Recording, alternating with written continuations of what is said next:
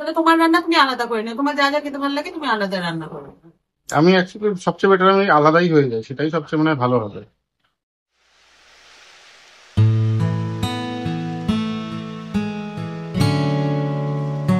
খড়টা দিয়ে দিই, আজকে লেট হয়ে গেল। দেখ ঠিকই আছে, মাছগুলো খাবারটা দিয়ে দিই। এই যে দেখুন, এগুলো এই উপরে রেখেছি আপাতত, কারণ এই জায়গাগুলো একটু আঠা দেওয়া হয়েছে শুকোনোর জন্য, যাতে মামার হাত না পৌঁছে এই জায়গাটা আমি রেখে দিয়েছি। যাতে যাই হোক, এগুলো আমি খুব সুন্দর করে যত্ন করে রেখে দেবো। আমি আমার দায়িত্বটা করবো, পরবর্তীকালে ওরা যত্ন করে রেখে দেবে। খুব সুন্দর সাজিয়েছে, খুব সুন্দর বানিয়েছে শ্রাবণী। এটা নতুন কাইন্ড অফ ইনোভেশন। ভবিষ্যতে যখন মাম্মাম আর ককরোচ যখন এগুলো দেখবে, তখন অ্যাটলিস্ট এই ইনসিডেন্টের কথাগুলো ওদের মাথায় থাকবে বা মনে থাকবে, কি হয়েছিল না হয়েছিল। যাই হোক, মাছগুলোকে খাবার দিয়ে দিই ফটাফট। দেখুন, উপরের ঢাকনাটা সরিয়েছি, সবাই এইদিকে একদিকে ভিড় করেছে, আর জানে যে খাবারের টাইম এটা, লাঞ্চ টাইম। তোদের তো আজকে ভেজ নন ভেজ বলে কিছু নেই, তোদের তো রোজ দিনই নন ভেজ। আমাদের তো আজকে ভেজ। যাই হোক, এটা হয়ে গিয়ে একবার কিচেনটায় দেখতে হবে কি অবস্থা আজকে নিরামিষের। দেখুন, সব একদিকে চলে এসছে। এই দৃশ্যটা, এই জিনিসটা দেখতে আমার খুব ভালো লাগে। মানে খাবারের টাইমে ওরা একদম পাগল হয়ে যায়, একদম সব এক সাইডে চলে আসে।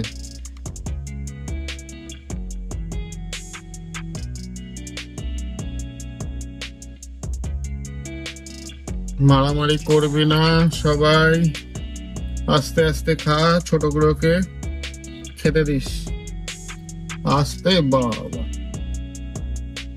পার্টি চলছে।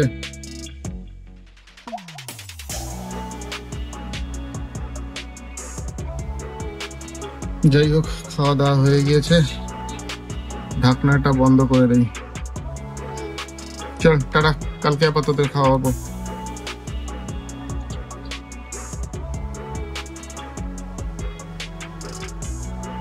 Hello, welcome back. মাছের তো খাওয়া হলো, এবার নিজের খাওয়ার কথাটা একটু চিন্তা করি। আজকে তো মঙ্গলবার, হ্যাঁ অ্যাজ ইউজুয়াল আজকে তো নিরামিষ ভেজ। চলুন রান্নাঘরের দিকে একবার দেখা যাক, দেখি আজকে কি আয়োজন হয়েছে। মহা আয়োজন ইনফ্যাক্ট। দেখি তো আজকে তাড়াতাড়ি রান্নাঘরে চলে গিয়েছে, দেখি কি বলেছে শ্রাবণী। চলুন কিচেনটা একটু দেখি।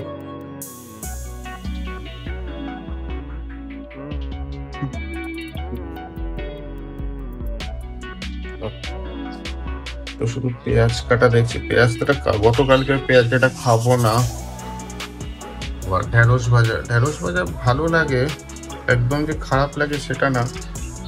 ঠিক আছে, ঢেঁড়স ভাজার সাথে কি ডাল, ব্যাস। ঢেঁড়স ভাজার ডাল, আর এটা তো মনে হয় ভাত হবে।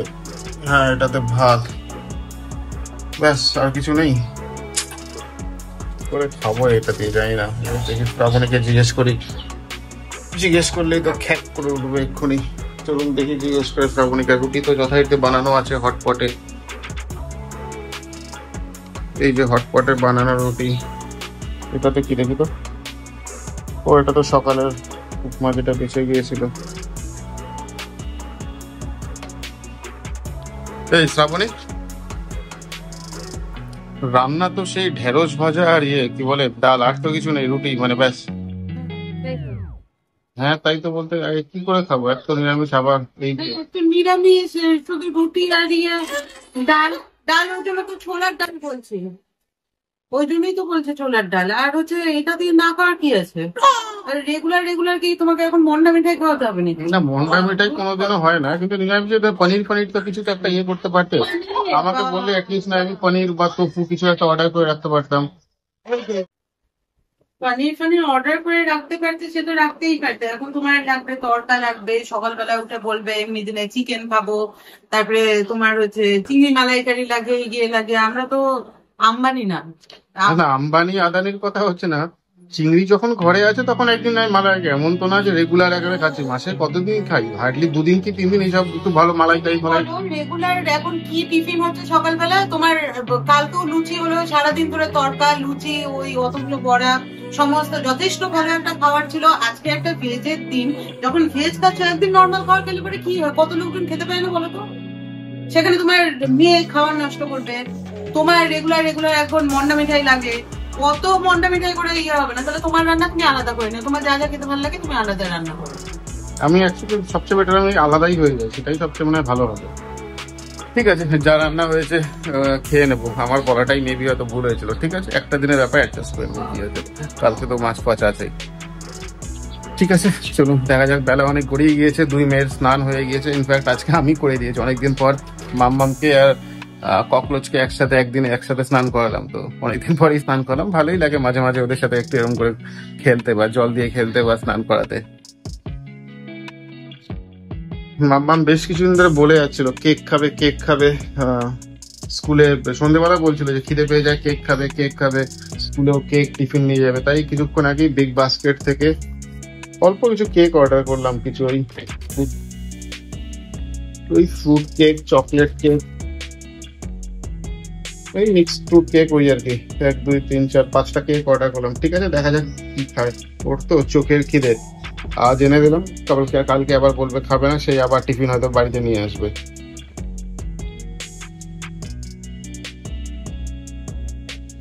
কি করছিস রে মাম্মাম?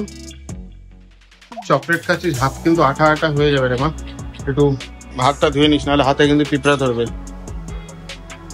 বাবা, বিছানা তো খুব সুন্দর বিউটিফুল অবস্থা। শ্রাবণী, বিছানাটা তো একটু পরিষ্কার করতে পারতে।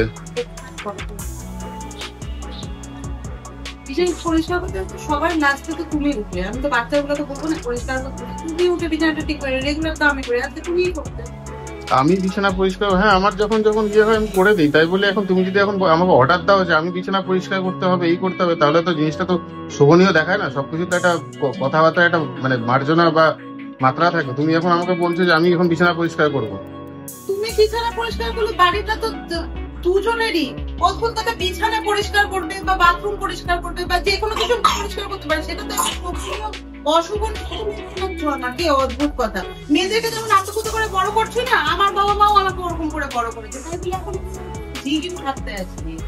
ঝিগিরি খাটতে এসে তুমি কি করো সারাদিনের কাজ? রান্নার লোক আছে, দিদি রান্না করে, বাসন মাজে, ঘর ঝাড় দেয়, ঘর পরিষ্কার করে। তোমাকে জাস্ট করার বলতে গেলে 2 মেয়েকে খাওয়ানো, ঘুম পাড়ানো। ঘুম তো আমি মাঝে মাঝে পাড়াই, খাওয়ানো আর মাম্মামকে পড়াশোনা করো, আর তো কিছু না। আর তুমি বললে বাথরুম তো আমি পরিষ্কার করি, আমি তো সবসময় পরিষ্কার করি। কই আমি তো তোমাকে বলি না যে ঠিক আছে চলো আমি বিছানাটা করে দিচ্ছি, বাথরুমটা তুমি পরিষ্কার করো। আমি তো কখনো বলি না, কারণ জানি বাথরুমটা আমি পরিষ্কার, তোমাকে সেটা বলবো না। তখন বাথরুম আমি পরিষ্কার করতাম। এই বাড়িতে আসার পর থেকে, এবার যখন প্রেগনেন্ট হলাম তারপর থেকে তুমি পরিষ্কার করো, সেটা নিয়ে এত কথা বলার তখন আজকে বাথরুমের টপিকটা সারাদিনের না, বাথরুমটা আমি পরিষ্কার করি ডেফিনেটলি, এটা আমি করবো। এটা শোভা দেয় না যে তুমি পায়খানা বাথরুম বেসিন তুমি করো, কিন্তু পায়খানা বাথরুম যে কোমর যে ঘষছো, এটা শোভা দেয় না, এটা ভালো দেখায় না, তাই সেটা আমি করি। ঘরে সব ঘরে সিসি ক্যামেরা লাগাও, দরকার কখন কি বলছো আর কখন কি করছো সবকিছু নোটেড মানে পয়েন্ট করে রাখা উচিত ছিল। বললাম তো মেয়েদেরকে এত ভালোবাসো, একটু করলে একটু আহারে উগুড়ে শুরু হয়ে যায়, ওরকম আহারে উগুড়া আমার বাবা মাও করতো। এখন আসার পরে সবসময় এটা করো না ওটা চলতেই থাকে। ঠিক আছে, তোমার ইচ্ছা হলে বিছানা পরিষ্কার করো, না ইচ্ছা হলে করো না, ব্যাস হয়ে গেল। এটা নিয়ে আর আমি কোনো ঝামেলা ফালতু দিয়ে চাই না, একটা না একটা লেগেই থাকে। আমার এক ধাওয়াকে শ্রাবণী ভয়ের ছেড়ে বিছানাটা খুব সুন্দর করে পাট করে ভাঁজ করে দিল। তোমার ধাওয়াকে আমি ওই ধাওয়ার কোনো ধার খাই না, ঠিক আছে? বিছানাটাকে দেখতে একদম মানে নোংরা লাগছিল, সেই জন্য আমি পরিষ্কার করলাম। আমার ধাওয়াকে আমি বিছানাটাকে পরিষ্কার করলাম। ওই যাই হোক, সুন্দর করে পাট করে সাজিয়েছে বিছানাটা। আমি ওই দেখ না, বড় মেয়েকেও কেউ কিছু বললে পরে সে ছেড়ে দিয়ে কথা বলে না, একদম গলার আওয়াজটাও আমার মতন, কথাবার্তা বলার ধরনও আমার মতন, সেই জন্যই বললাম ওই ভুলে থেকো না তুমি। না সেই ভুলে কেন থাকবো? আমি তো জানি তুমি করেই তো আক্কা করো আমাকে, সেটা আমি জানি। নাথিং নিউ, করেই তো আক্কা করো আমাকে, সেটাই বললাম, নাথিং নিউ টু মি। সন্ধে লেগে গেল, দেখুন চাঁদটা কি সুন্দর লাগছে, চারিদিকে দেখুন কত ঘুড়ি উঠছে। আমি জানি না ক্যামেরা কতটা মানে ক্যাপচার করতে পারছে, বাট খুব সুন্দর লাগছে চাঁদ। আর দেখবেন চাঁদের আশেপাশে চারিদিকে প্রচুর ঘুড়ি উঠছে,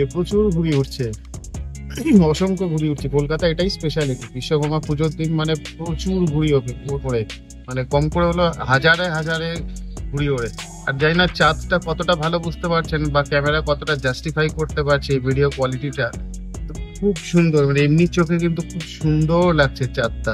আমি দেখছি একটু জুম করে যদি ভালো না হয়, না একই আসছে, খুব সুন্দর লাগছে। আর চারিদিকে নিস্তব্ধ, কোনো আওয়াজ নেই। আছে গান কিন্তু খুব হালকা, সেটা ক্যামেরায় আসবে না, খুব আস্তে আস্তে গান বাজছে। সবাই প্রতিবাদটাকে সমর্থন করছে আর সরকারের যে অ্যাক্টিভিটি সেটাকে ধিক্কার জানাচ্ছে, এটাই হওয়া উচিত। লাঞ্চ কমপ্লিট হয়ে গিয়েছে, অনেক বেলা হয়ে গিয়েছে। হাত আমি এখনো ধুইনি, তখন লাঞ্চ নিয়ে যা কথা হয়েছে তাই আর আমি লাঞ্চের ভিডিওটা করিনি। একেবারে লাঞ্চ পুরোটা কমপ্লিট করেই আমি শ্যুটটা করছি। যাই হোক, ঠিক আছে, হয়ে যায় কখনো কখনো আর কি।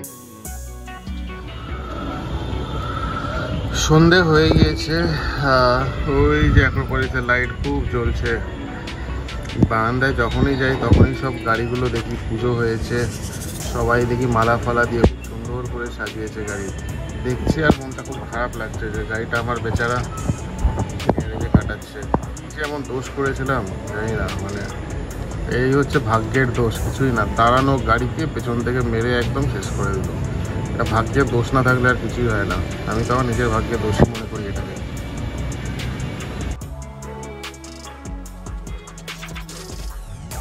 আমিও রেডি, মাম্মামও রেডি। কি করছিস তুই মাম্মা? খুব সুন্দর লাগছে মারুফকে, মাম্মামকে।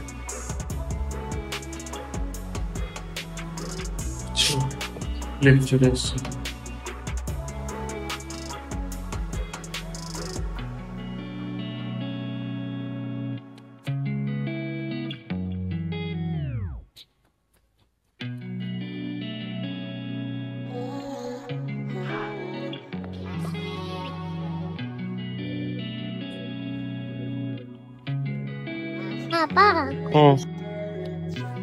এটা হচ্ছে আমাদের সোসাইটির সামনের রাস্তা, ডান দিক বাদিক সব সোসাইটি, ফাঁকাই থাকে রাস্তাগুলো।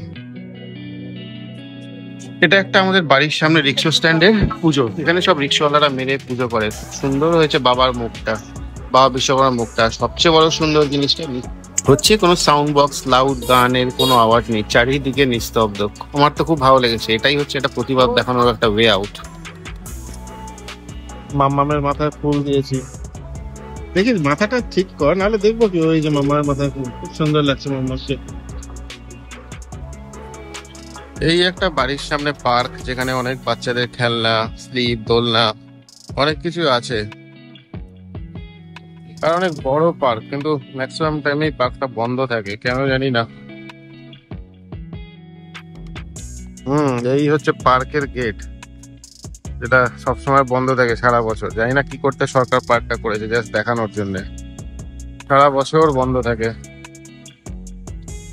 এই একটা স্কুল, কি স্কুল ঠিক জানি না, বড় চারতলা একটা স্কুল।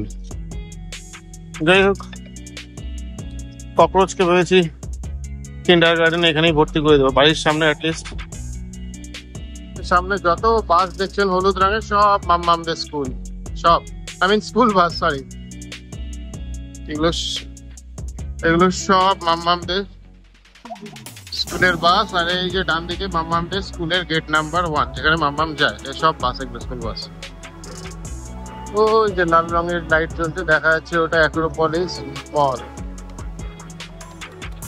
এই জায়গাটা ক্লাবের পুজো ছোট করে হয়েছে, কিন্তু খুব সুন্দর। আর সবচেয়ে বড় কথা, ওই একই কথা, কোনো লাউড মিউজিক নেই। এটাই হচ্ছে প্রতিবাদ। আর এটা হচ্ছে হাতিশু drainage pumping system, pumping station, whatever, যাই হোক। এটা একটা গভর্নমেন্ট বিল্ডিং, এটা একটা গভর্নমেন্ট